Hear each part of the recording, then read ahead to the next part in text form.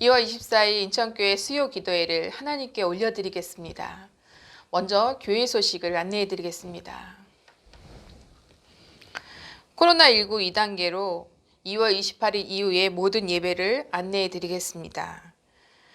첫 번째로 주일 1부에서 3부 예배가 현장 예배로 진행되고 있습니다. 좌석수의 20%인 한 80여 명 정도 모여서 예배 드릴 수 있으니 성도들께서는 교회에 나오셔서 예배 드리시면 되겠습니다. 주일 2부 예배인 11시 30분 예배는 여전히 실시간으로 예배가 영상으로 송출되고 있으니 몸이 연약하신 우리 성도들께서는 가정에서도 예배 드리시면 되겠습니다. 세 번째 수요 기도회입니다. 오늘까지만 이렇게 영상 예배로, 영상 기도회로 송출되고 다음 주인 3월 3일서부터는 교회 본당에서 함께 모여서 현장 예배로 드리겠습니다. 그러니 우리 성도들께서는 다음 주일부터는 수요 기도회 때 이렇게 함께 찬양하며 기도하는 그런 시간을 가지시면 되겠습니다. 끝으로 새벽 기도회입니다. 새벽 기도회는 월요일서부터 금요일까지는 사랑의 메시지 카톡으로 아침을 여는 묵상을 하시면 되겠고요. 토요일 5시 본당에서 우리 새벽 기도회가 진행될 예정입니다. 이 모든 예배와 기도회를 위해서 우리 성도님들의 기도와 관심을 또 적극적인 참여를 부탁드립니다. 카톡 영상 안내입니다. 매일 아침 월요일부터 금요일까지 사랑의 메시지 카톡이 여러분의 카카오 단톡방으로 그렇게 전송되고 있습니다. 이 관련된 문의는 교회 사무실로 해주시면 되겠습니다. 사순절이 진행되고 있습니다. 4월 3일에 이르는 이 사순절 기간 동안 여러분 그리스도인으로서 우리 예수 그리스도의 삶과 고난과 부활을 묵상하는 그런 행복하고 또 뜻깊은 그런 기도의 시간을 가지시길 부탁드립니다. 그리고 특별하게 우리 갈례위원회에서 광고를 드립니다. 이제 우리 현장 예배가 본격적으로 더욱더 많이 확장되고 재개될 터인데요. 그래서 교회 물품 정리 및 청소를 우리 오는 28일 주일 예배 3부 예배 후에 시작합니다. 좀 그런 시간을 가지려고 합니다. 우리 먼저 교회 주차장에 모여서 시작하려고 하니 모든 성도들께서는 관심을 가져주시고 그 3부 예배 후에 교회 주차장으로 모여주시기 바랍니다. 이 시간 우리에게 주시는 하나님의 말씀입니다. 느헤미야서 1장 1절에서 11절까지의 말씀입니다. 느헤미야서 1장 1절에서 11절까지의 말씀입니다. 하가랴의 아들 느헤미야의 말이라. 아닥사스다 왕 제20년 기슬루월에 내가 수스항궁에 있는데 내 형제들 가운데 하나인 하나니가 두어 사람과 함께 유다에서 내게 이르렀기로 내가 그 사로잡힘을 면하고 남아있는 유다와 예루살렘 사람들의 형편을 물은즉 그들이 내게 이르되 사로잡힘을 면하고 남아있는 자들이 그 지방 거기에서 큰 환난을 당하고 능욕을 받으며 예루살렘 성은 허물어지고 성문들은 불탔다 하는지라. 내가 이 말을 듣고 앉아서 울고 수일 동안 슬퍼하며 하늘 하나님 앞에 금식하며 기도하여 이르되 하늘의 하나님 여호와 크고 두려우신 하나님이여 주를 사랑하고 주의 계명을 지키는 자에게 언약을 지키시며 긍휼을 베푸시는 주여 간구하나이다. 이제 종이 주의 종들인 이스라엘 자손을 위하여 주야로 기도하오며 우리 이스라엘 자손이 주께 범죄한 죄들을 자복하오니 주는 귀를 기울이시며 눈을 여시사 종의 기도를 들으시옵소서. 나와 내 아버지의 집이 범죄하여 주를 향하여 크게 악을 행하여 주께서 주의 종 모세에게 명령하신 계명과 율례와 규례를 지키지 아니하였나이다. 옛적에 주께서 주의 종 모세에게 명령하여 이르시기를 만일 너희가 범죄하면 내가 너희를 여러 나라 가운데 흩을 것이요 만일 내게로 돌아와 내 계명을 지켜 행하면 너희 쫓긴 자가 하늘 끝에 있을지라도 내가 거기서부터 그들을 모아 내 이름을 두려고 택한 곳에 돌아오게 하리라 하신 말씀을 이제 청하건대 기억하옵소서. 그들은 주께서 일찍이 큰 권능과 강한 손으로 구속하신 주의 종들이요 주의 백성이니이다. 주여 구하오니 귀를 기울이사 주의 기도와 주의 이름을 경외하기를 기뻐하는 종들의 기도를 들으시고 오늘 종이 형통하여 이 사람 앞에서 은혜를 입게 하옵소서 하였더니 그때 내가 왕의 술 관원이 되었느니라. 아멘. 인천교회 성도 여러분, 한 주간의 한가운데를 지나고 계신데요. 주의 은혜 안에 평안하십니까? 주의 은혜 안에 잘 지내고 계십니까? 강하고 담대하게 주님의 은혜를 힘입어서 살아가는 저와 여러분 되시기를 주의 이름으로 축원합니다. 오늘 우리가 함께 읽은 느헤미야서의 말씀은 시대적 배경은 이스라엘 백성들이 본국으로 돌아갈 수 있게 하는 고레스 칙령 이후의 일들이라고 보시면 됩니다. 페르시아 고레스 왕의 칙령에 따라서 3번에 걸쳐서 이스라엘 포로민들이 귀환되는 그런 일들이 있었습니다. 첫 번째는 스룹바벨에 의해서 그렇게 이루어졌고, 두 번째는 제사장인 에스라에 의해서 이루어졌습니다. 그리고 오늘에 있는 느헤미야에 의해서 3차 포로 귀환이 이루어져 있는데요. 그 3차 포로 귀환이 이루어지기 전에 있었던 그런 배경적인 이야기가 바로 오늘 1장 1절에서 이루어지는 이야기입니다. 오늘 우리가 읽은 말씀을 읽어봤지만 다시 한번 살펴보자면요. 느헤미야가 자신의 형제 하나니로부터 이스라엘 백성들에 대해서 이야기를 듣게 됩니다. 그들의 삶의 형편을 물어보았더니 그들의 삶의 형편을 직접 본 하나니야가 저들의 삶이 참담하고 비참하여서 환난과 능욕을 당하고 있는 현실이라는 것을 설명해 주었습니다.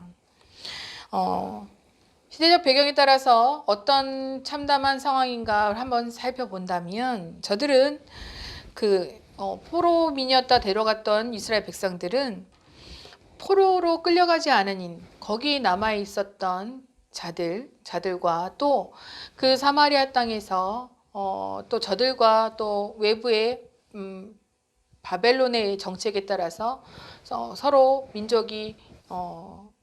민족과 민족이 섞였던 그런 일들을 겪었잖아요.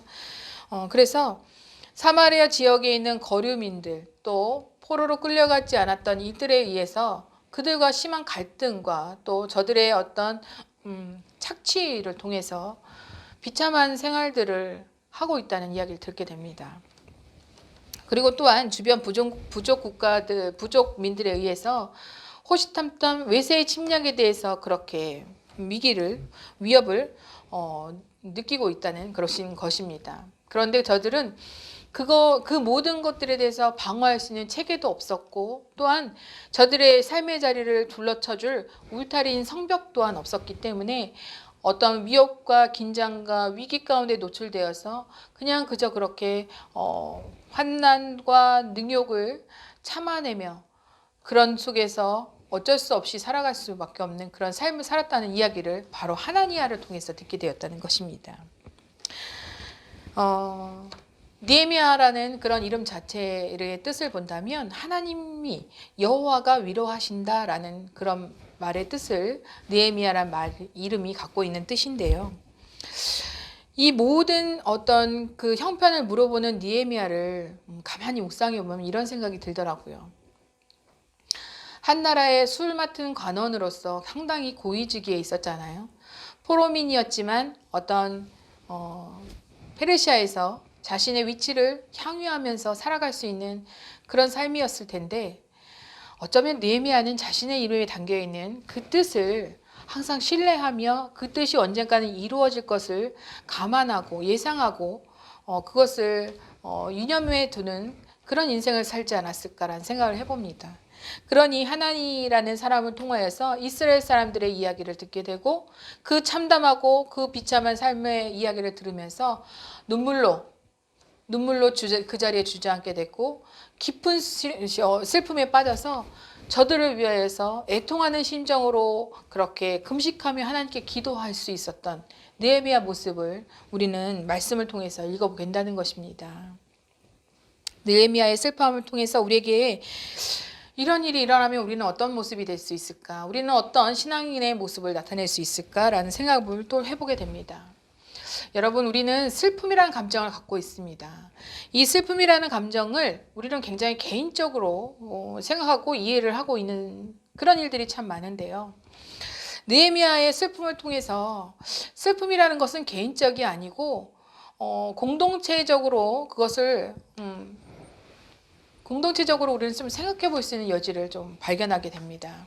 또한 더불어서 이 슬픔이라는 것이 우리가 생각할 때는 굉장히 피하고 싶은 그런 일들이고 또 감정이지 않습니까? 그런데 이 슬픔이라는 감정을 통하여서 우리가 피하고 외면하는 것이 아니라 이것을 적극적으로 수용하여서 우리 안에 느껴지고 나의 안에 느껴지고 우리 안에 이런 슬픈 감정이 있다면 이것을 통하여서 우리가 하나님께 나아갈 수 있는 귀중한 어떤 신앙적, 영적인 각성의 에너지로 바꿀 수 있는 그런 놀라운, 그렇기 때문에 하나님께서 주신 감정은 다 소중한데 그 가운데서도 우리가 분노라든지 슬픔이라든지 애통함이라든지 어떤 부정적으로 생각하는 이런 감정들에 대해서 우리가 피할 것이 아니라 그 감정을 우리 안에서 온전히 수용하고 적극적으로 수용해서 하나님께 나아가는 그런 놀라운 에너지로 바꿀 수 있는 그런 축복의 선물이라는 것을 다시 한번 우리가 이해하는 시간이 되었으면 좋겠습니다. 하나님께서는 우리에게 이런 일들이 있어야 함을 잘 알고 계십니다. 참 코로나로 긴 싸움의 시간들을 우리가 지내고 있는데요. 우리의 육체만큼이나 우리의 심적인 영적인 어떤 기갈과 고갈 상태가 참 길어지고 있습니다. 그렇지 않은 분도 있겠지만 대다수의 우리 믿는 자들도 영적으로 느끼는 어떤 이렇게 갈증이 그 도가 치닫고 있고 그 도가 넘었다고도 그렇게 볼 수 있습니다만, 그러면 그런 가운데서도 참 이 코로나를 믿는 자들뿐만 아니라 세상 가운데서도 여러 모양으로 다독거리고 치유하려고 하고 또 어루만질 수 있는 여러 가지 프로그램들이 참 많이 다양한 매체를 통해서 우리에게 전달되고 있잖아요. 그런데 예상해 보기로는 이렇게 지금 현재 일어나는 이런 코로나에 관련된 여러 가지 관련된 마음을 다다듬는 그런 프로그램들이나 그런 후속 조치들이 아마 코로나 이후, 코로나가 다 완전하게 마무리된 이후에 더 많이 필요하지 않을까라는 생각을 해봅니다. 그러니 우리 안에서 이러한 일들을 예상해 보노라면 우리의 일상이 회복되는 데 있어서 우리 믿는 자들이 소원하고 기대하고 소망해야 할 하나님의 놀라운 그 따르는 은혜를 위해서 참 기대하며 기도하며 나가야 되는 그런 일이 아닐까라는 생각도 해본다는 것이지요. 우리는 그래서 이런 시점에서 우리는 이런 시도들을 함에 있어서 이런 바람들을 우선 가졌으면 좋겠습니다. 코로나로 인해서 느껴지는 여러 가지 부정적인 감정들, 그런 무드들에서 우리의 생명들이 사그러지지 않았으면 좋겠습니다. 우리의 생명들이 사그러진다는 것은 무엇입니까? 감정에 눌려서 짓눌려 있다는 것입니다. 그리고 그 감정에 의해서 생사를 오고 가는 일들까지도 겪게 된다는 것입니다. 그러니 코로나의 어떤 이런 불우한 그런 시간 속에서 느끼는 모든 감정에서 여러분의 생명이 지켜지는 그런 은혜가 있기 원합니다. 또 한 가지의 바램만큼이나 소망이 있다면 어떤 것이냐면 느헤미야가 그 슬픔을 어떻게 전환했습니까? 어떻게 전환되는 은혜를 받았습니까? 바로 슬픔이 변하여 영적인 어떤 각성, 영적으로 하나님께 나아가는 그런 에너지가 되지 않았습니까? 그런 은혜가 저와 여러분에게 또 있길 원합니다. 우리가 주일에 선포된 말씀처럼 한 알의 밀알이 어떤 열매를 맺는 그런 놀라운 일들을 우리가 그런 진리를 믿는 자들 아닙니까? 그러니 우리가 들은 말씀, 또 읽는 말씀, 우리가 수없이 접하는 말씀 가운데서 또한 여러분 한 사람 한 사람이 신앙인으로서 어떤 신앙의 토대가 되는 수많은 역사적인 사건들이 개인의 역사적인 사건이든 공동체의 역사적인 사건이든 그 역사들을 기억하는 은혜 가운데서 여러분의 슬픔이나 여러분의 어떤 모든 어려운 감정들, 어려운 일들이 이렇게 하나님께 나아가는 그런 일들로, 그런 에너지로 전환되는 데에 총동원해서 합력하여 선을 이루는 그런 일들이 되기를 원합니다. 우리가 말씀 한 구절 더 보도록 하겠습니다. 바로 누가복음 5장 말씀입니다. 누가복음 5장 18절에서 20절 말씀 저와 여러분이 같이 한번 읽어보도록 하겠습니다. 한 중풍병자를 사람들이 침상에 메고 와서 예수 앞에 들여놓고자 하였으나 무리 때문에 메고 들어갈 길을 얻지 못한지라. 지붕에 올라가 기와를 벗기고 병자를 침상째 무리 가운데로 예수 앞에 달아내리니 예수께서 그들의 믿음을 보시고 이르시되 이 사람아 내 죄사함을 받았느니라 하시니. 여러분 오늘 우리는 누가복음 말씀을 통해서 이런 생각도 한번 해보자는 거예요. 어떤 생각이냐면 예수께로 나온 이들은 자신의 병든 친구를 침상째 들고 메고 나왔습니다. 침상은 와병 중인 친구의 어떤 상황 그 자체라고 보여집니다. 그러나 한편으로 또 이럴 수 있습니다. 이렇게 볼 수도 있다는 거예요. 어쩌면 침상은 저들의 감정 있는 그대로의 상태일 수도 있다는 생각입니다. 그래서 그 감정 그대로 그 상태로 메고 자신들의 어깨에 메고 주 앞에 나왔다는 것입니다. 안타까움, 애통함, 또한 사랑하는 친구의 고통에 대해서 우리가 저들이 갖고 있을 수 있는 모든 그런 감정을 다 하나도 빠짐없이 침상에 모두 다 얹어서 하나님께 나왔다는 겁니다. 침상은 그래서 저들이 갖고 있는 감정의 복합제 아니었을까요? 이런 감정은 어떤 장애물, 수많은 사람들이 예수님 앞에 둘러싸였다 해서 무리가 저들에겐 장애물이었겠죠. 그래서 이런 감정은 무리라는 장애물을 넘을 수 있는 에너지가 되었던 것입니다. 지붕에 올라가고 또 기와를 벗기고 또 주님 앞에 달아내는 모든 에너지가 바로 그 감정에서부터 나왔다는 것입니다. 사랑하는 교우 여러분, 여러분은 어떤 심정으로 살아가십니까? 어떤 심정으로 이 시간들을 버티고 계십니까? 병으로 누운 친구를 부인하고 또 외면하는 것처럼 여러분의 심령에, 여러분의 심정에 사로잡힌 감정에 그렇게 눌려 사는 것은 그렇게 눌려 살고 계시지는 않은지 이제 일어서서 지붕에 올라가서 기와를 드러내고 그리고 주님 앞에 이렇게 침상을 내리듯이 나의 간절함을 줄에 매어 내어드리는, 그래서 모든 에너지를 쏟아서 하나님 앞에 모든 에너지를 쏟아놓는 그런 시도들을 기꺼이 여러분 즉시로 하시는 저와 여러분 되기 원합니다. 이런 시도 가운데서 기도가 있겠지요. 이런 기도의 시도가 여러분과 제게 회복되고 더욱더 강력하게 이어질 수 있도록 여러분 이 시간 이후로 그런 은혜가 저와 여러분에게 있길 원합니다. 느헤미야의 슬픔은 이제 금식이 되고 기도가 되어서 하나님께서 자신이 할 수 있는, 하나님께서 자신에게 이루어 줄 수 있는 그 일들을 할 수 있도록 이제 느헤미야에게 움직일 수 있는 그런 에너지가 되었습니다. 그래서 느헤미야는 자신이 할 수 있는 일들을 이제 하게 되는 것이지요. 자, 기도하면서 이렇게 이제 시작할 텐데요. 여러분 기도를 다시 한번 읽어보기 원합니다. 느헤미야의 기도 가운데서 5절, 6절, 7절을 한번 읽어보도록 하겠습니다. 같이 읽겠습니다. 하늘의 하나님, 위대하고 두려운 하나님, 주님을 사랑하는 이들과 세운 언약, 주님의 계명을 지키는 이들과 세운 언약을 지키시며 은혜를 베푸시는 하나님, 이제 이 종이 밤낮 주님 앞에서 주님의 종 이스라엘 자손을 위하여 드리는 이 기도에 귀를 기울이시고 살펴주십시오. 우리 이스라엘 자손이 주님을 거역하는 죄를 지은 것을 자복합니다.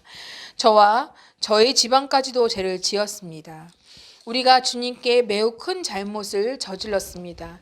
주님의 종 모세를 시키시어 우리에게 내리신 계명과 율례와 규례를 우리가 지키지 않았습니다. 아멘. 하늘의 하나님 여호와여, 또 위대하고 두려운 하나님, 또 언약, 계명을 지키시는 그 모든 그 자들에게 약속하신 그 언약을 지키시는 은혜로운 하나님을 느헤미야가 바로 부르고 있습니다. 우리는 종종 삶의 자리에서나 기도의 자리에서 기도를 할 수 있는 그런 기회가 있습니다. 이럴 때 우리 기도할 때 보면 우리가 하나님이라고 부르면서 기도를 하지 않습니까? 또는 또 뭐 사랑의 하나님, 은혜의 하나님, 자비의 하나님, 또 나를 붙드신 하나님, 여러 가지 하나님을 표현하면서 우리가 하나님을 부르지 않습니까? 왜 이렇게 하나님을 여러 가지 표현 방법으로 부르면서 기도를 하는가라고 생각해 봅니다. 혹시 이런 건 아닐까요? 우리가 이제부터 또는 내가 이제부터 하는 이 기도의 내용과 방향이 바로 이 내용 안에 있습니다. 이 하나님이 행하셨던 이 역사, 이 일 가운데서 내 안에 간구가 있습니다. 라는 그런 의미의 기도가 이어지는 것을 우리가 하나님께 나타내는 건 아닌지 우리가 생각을 한번 해보면 좋겠습니다. 기도를 하면서 분명히 우리가 그 안에 간구와 또 여러 가지 우리의 어떤 심중에 있는 말들이 있을 터인데, 우리가 사랑의 하나님, 은혜의 하나님, 자비의 하나님 부르면서 또 나를 붙드시는 하나님, 우리의 교회를 사랑하시는 하나님, 이렇게 부르면서 여러 가지 하나님을 그런 표현하는 그런 것들을 부르면서 이후에 하나님께서 역사하실 때에 이곳에서 하나님께서 베푸신 그 역사가 동일하게 일어나기 원합니다. 그런 바람이 우리의 기도 안에 하나님의 이름 앞에 우리의 염원을 붙여주는 그런 기도가 있다면 여러분 얼마든지 자신의 믿음을 고백하면서 이 기도의 믿음을 신앙을 고백하면서 드리는 기도를 다양하게 드려보면 좋겠습니다. 또 한 가지 우리가 읽었던 6절에서 7절 내용 기도를 또 한번 살펴보자면요. 이 기도는 회개의 내용입니다. 느헤미야는 이 기도 6절에서 7절의 기도 내용을 살펴보자면 여러분도 보시면서 아시겠지만 이 이스라엘 백성들이 겪고 있는 여러 가지 어려운 상황이나 죄된 상황 가운데서 자신을 그 상황과 분리하지 않았습니다. 나를 포함하여서 느헤미야인 자신을 포함하여서 이 이스라엘 백성들이 드릴 수 있는 하나님 앞에 드릴 수 있는 부복하고 자복하는 그 회개의 기도가 느헤미야의 입술을 통하여서 마치 이스라엘의 대표되는 그런 입술로서 기도가 시작되고 있다는 것입니다. 여러분, 자신을 드러내는 방법에 교만한 만큼이나 참 조심해야 되는 모습이 있습니다. 그 모습은 바로 어떤 것이냐면 바로 겸손을 가장한 그런 가식적인 행동입니다. 바리새파의 경건이나 기도 생활에 있어서 일찍이 주님께서는 외식함을 주의하라고 말씀하셨습니다. 누룩이 가진 작은 일부를 비유를 통해서 설명하실 때에 그 누룩이 작지만 그 누룩이 들어있는 반죽 덩어리를 변하게 할 수 있는 그런 놀라운 힘을 갖고 있기 때문에 누룩을 통하여서 교훈을 주시기도 했지만, 누룩을 통하여서 하나님 나라의 어떤 복음에 대해서 우리에게 알려주시기도 했지만, 누룩 자체를 참 조심하라고 말씀하셨던 그런 말씀도 있습니다. 이것은 이렇게 한번 이해가 되고 이렇게 한번 생각이 되더라고요. 겸손이 참 좋은 것입니다. 그런데 이 겸손이 나를 향한 것인지 하나님을 향한 것인지 우리가 분별해야 한다는 것입니다. 나를 드러내기 위한 것인지 아닌지를 분별할 때에 이 기도하는 삶, 이 기도자의 삶이 달라진다는 것이에요. 하나님께 쓰임받는 이 기도자의 입술은 이 겸손이 나를 향해서 있는 것이 아니라 온전히 하나님 앞에 드려진 겸손이어야 된다는 것입니다.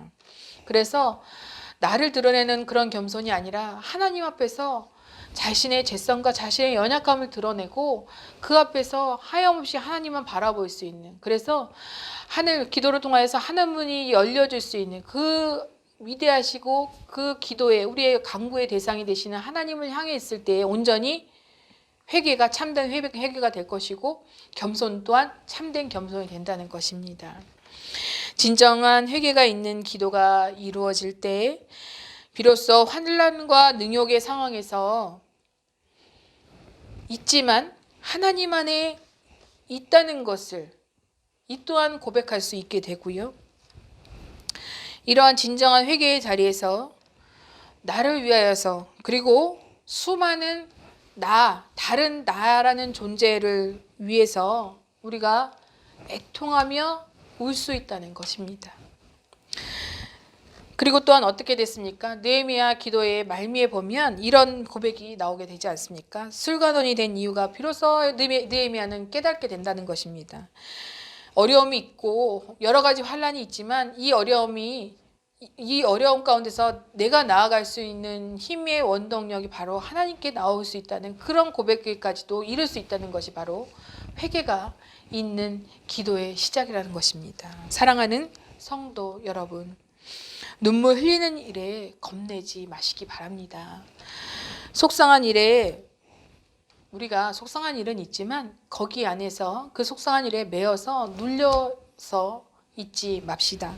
하나님 앞에 나아가 울기도 하고 또한 느헤미야처럼 금식도 하고 기도도 하면서 이렇게 어려운 일을 또한 슬픔을 또 애통하는 일들을 우리가 받아들이며 기꺼이 하나님 앞에 나아갈 수 있는, 하나님 앞에서 울 수 있는 그런 어떤 신호 같은 그런 에너지와 같은 그런 일들로 우리가 눈물 흘리는 일들이나 속상한 일들을 우리가 그렇게 받아들였으면 좋겠습니다.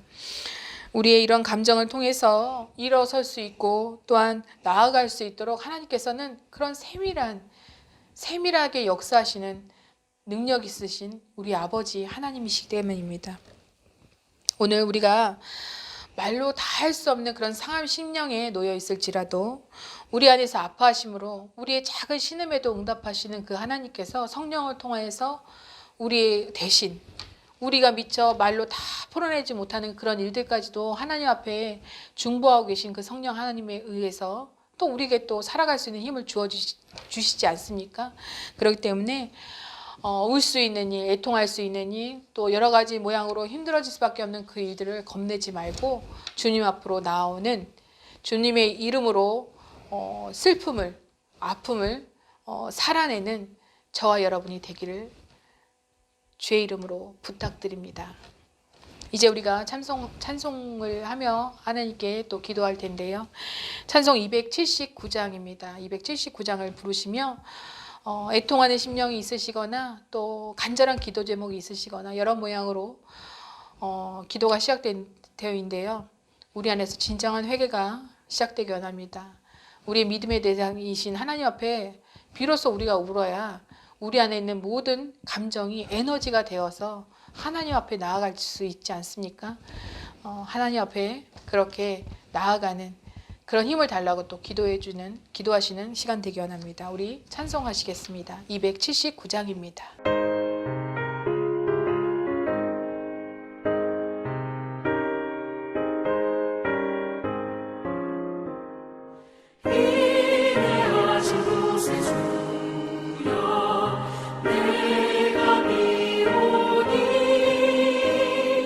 주의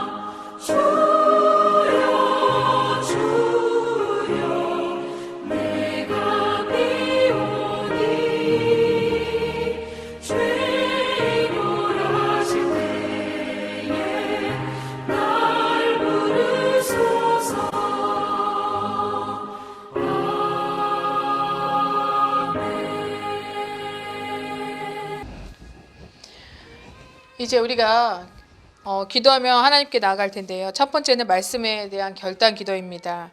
화면에 보시면서 함께 한 제목으로 기도하기 원하는데요. 환난과 능욕을 당하나 참담한 심정이나 하나님, 이 하늘의 하나님 앞에 자복하지 않으면 우리가 회개해야 했으면 좋겠습니다. 하나님을 향한 눈물의 간구를 회복하여서 이뤄가시는 소망의 역사를 진정 우리가 바라볼 수 있는 그런 우리가 될 수 있도록 하나님께 간구하시길 바랍니다.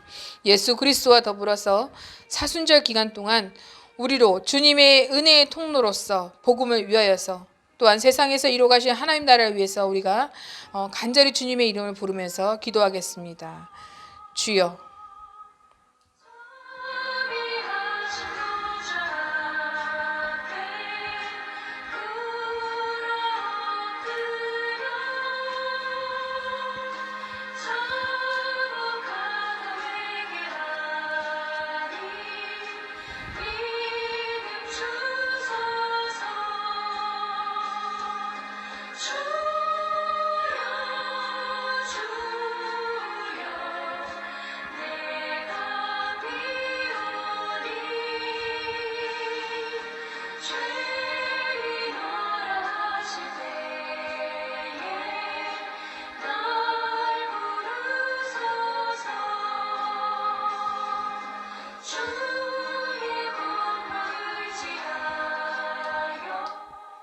이 시간은 교회와 나라와 민족을 위해서 한 번 더 기도하실 텐데요.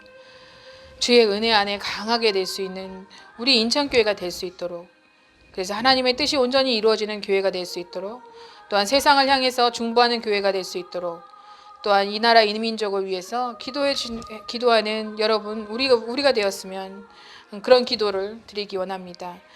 그리고 코로나19 은혜 안에서 잘 극복하여서 모든 상처와 후유증이 말끔히 고쳐지는 은혜를 하나님께 구하는 저와 여러분 되게 원합니다. 기도하시겠습니다.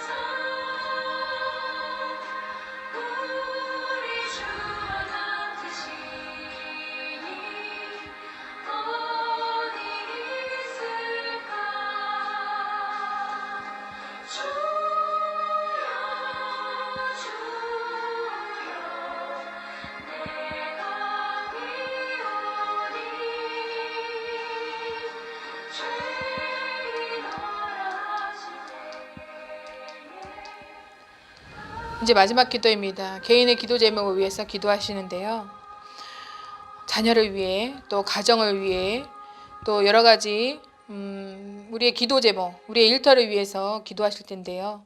기도하실 때에 우리의 자녀를 위해서 눈물로 기도해 주시기 바랍니다. 부모가 흘리는 눈물의 양이 하나님의 어떤 계획과 역사하심을 통하여서 나아갈 때에 자녀를 향한 눈물의 양만큼 자녀도 그 눈물의 어떤 은혜를 그 삶 가운데서 얻지 않겠습니까? 우리가 아이들에게, 자녀들에게 해줄 수 있는 건 하나님께 눈물을 향한 눈물의 기도 아니겠습니까? 이 시간 눈물의 기도, 또 가정과 또 일터를 위해서 기도하는 저와 여러분 되기 원합니다. 기도하시겠습니다.